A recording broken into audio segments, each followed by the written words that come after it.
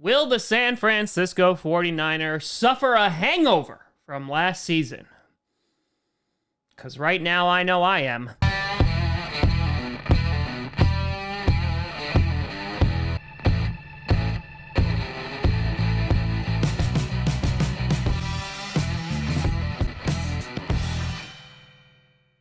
Grossi Posse Packer Nation. Welcome to an episode of Packcast, the podcast where you don't have to be a Packers fan, but it sure does help. I'm your host, Tom. Drinking hurts, kids. Grossi. And today we are going to be doing our way too early predictions of the NFC West. Before we get to that, I want to do a big shout and thank you to some brand new patrons over at patreon.com/TomGrossiComedy. We got Sydney Price getting into that royalty tier. The queen that she is just, here you go. Address me by my title now. We got McGiver13. We're welcoming back Christopher Vaught. And we got Bayou Cheesehead. And finally, Matthew Kinnison. Thank you very much. We also have some brand new YouTube members. And we got Matthew Aldana, Super Boss Man 12345. Which is my password, I should change that. Boto Winter, my man, and Official Hexagon. A big shout out and thank you to all the patrons and YouTube members. So obviously this will be the final NFC prediction video, and tomorrow we will journey across the pond into the AFC. So if you're brand new here, here's how we're gonna do this. I'm gonna break down the team's most difficult games and then try to predict a record from there while also recapping what they did in the offseason/draft. Good? Great, let's do it. My voice makes a hangover so much worse. Let's start out with the LA Rams. A team that has become the poster child for why you don't just go spend a crap ton of money in free agency and be like, oh man, really hope we get to that Super Bowl, because this is what happens when you don't win that Super Bowl. The Rams have lost a lot of people here in this past offseason. Clay Matthews, Todd Gurley, Dante Fowler, and I would argue the biggest loss, Corey Littleton. Considering that their defense really wasn't so hot last year, they were right in the middle of the pack with points allowed. They were number 16. I didn't think that they could afford to lose so many defensive players, but here we are. Now, it's not all doom and gloom because they re-signed guys like Whitworth and Brockers. They also brought in A'Shawn Robinson and also Leonard Floyd to help, stop the bleeding on that defense. They're going to have to pay Jalen Ramsey an absolute crap ton of money. And yep, you hear that in the distance, folks? That's the cap train, and it is a-coming. Obviously, the Rams, oh yeah, they suffered a Super Bowl hangover, not even making the playoffs last year. And there were games where they looked like they were the Rams of old. But obviously Todd Gurley's knee injury and not really utilizing him a whole lot did not help. Jared Goff also did not play well. And it also seems like the shine has worn off on Sean McVay just a smidge. Great hairline, though. Now, the Rams obviously tried to address the fact that they were losing Todd Gurley by also picking up another running back in the draft. Now, obviously, some of the moves that they did make wound up saving parts of their cap for the future, but especially with Jalen Ramsey about to sign a huge contract, Jared Goff also has to play significantly better. They just re-signed him to like a $1 contract, and he was just like, okay, guys, I'm gonna throw. It's about where the balls went. So looking ahead, the Rams are in a very difficult division. I think that the NFC West has the potential to be the best division in the NFC. So, looking at where some of their toughest games are going to come from, it ain't pretty. I think they will struggle against the Cowboys, the Bills. They got the 49ers twice. They may have some problems with the Bears, the Seahawks twice, the Buccaneers, and maybe they split with the Cardinals. If all that goes wrong for them, they're looking at a 7-9 record. Now, maybe they sweep the Cardinals, maybe they are able to beat the Bills, and in that case, they move up to a 9-7 record. But for me, considering they're in that highly competitive division, and Jared Goff, man, some of the balls, beautiful. A lot of the balls,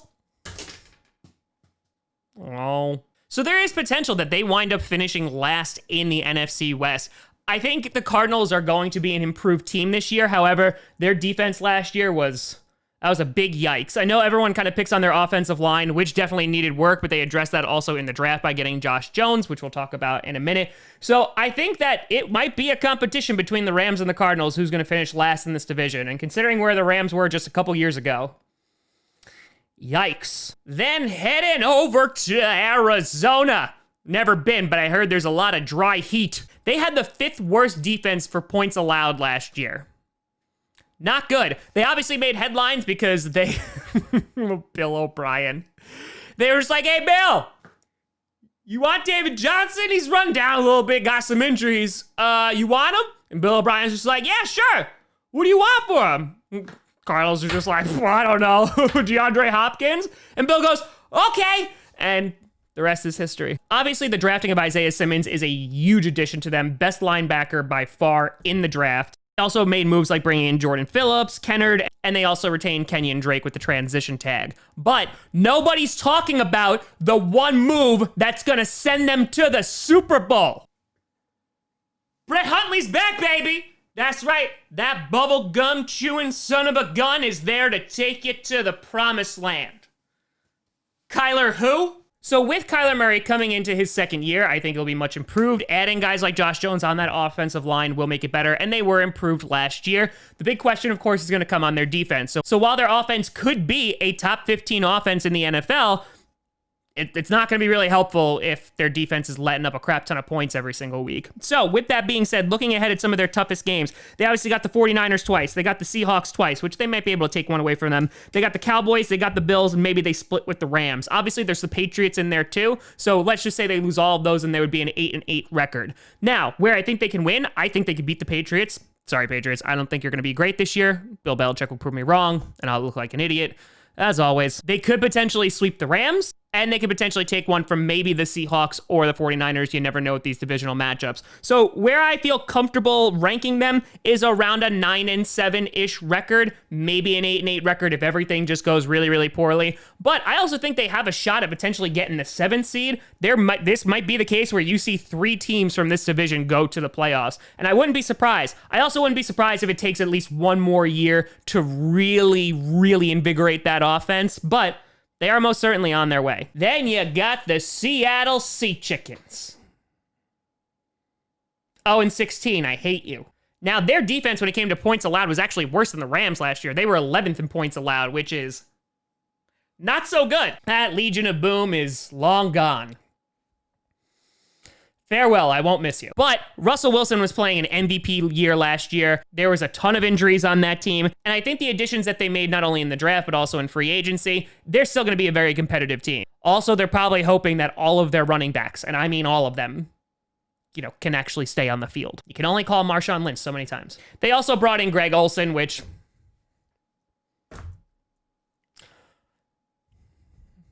look what it did for Jimmy Graham's career. The question that I also have for the Seahawks, too, is what's going to happen with Jadeveon Clowney. They do need another pass rusher, but Clowney was asking for like $20 million, and the Seahawks were like, no, that's not going to happen. So is he going to wind up just being, okay, yeah, I'll sign for a lesser deal? Because that is one of the positions that the Seahawks definitely have a need in. Taking a look at where their toughest games are going to come from, the Cowboys, the Vikings, the 49ers, the Bills.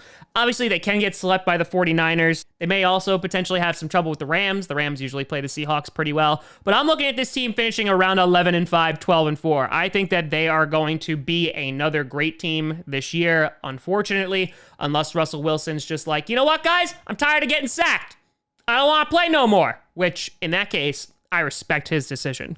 But I think the Seahawks are going to finish a solid number 2 this year, and they, I think, will be in contention, not only for that wild card spot, but also they could potentially take the division. Then you got the San Francisco 49ers. Why do they hurt me so bad? Yeah, their defense is ridiculous. They only lost to Forrest Buckner over the offseason, and they were like, okay, let's go get Kinlaw. Kinlaw, I don't think he's going to be a DeForest Buckner right out of the gate, but it's definitely going to help ease that loss. On top of that, they also got Brandon Ayuk, so Jimmy Garoppolo can be like, oh, look, another wide receiver. They lost Emmanuel Sanders during the offseason, which we'll see if that actually has a major impact on their team. I don't really think it will. But I think the 49ers are primed and ready to make another run at it. I just really hope the Packers don't play them. And not because we don't make the playoffs. Taking a look at some of their toughest games, they got the Seahawks, obviously, the Saints, the Bills, the Cowboys, and the Packers. So, yeah, I mean, this team could, all right, realistically, maybe 12-4 at the very worst, unless they suffer some catastrophic injury. Jimmy Garoppolo, has proven that he is a good quarterback.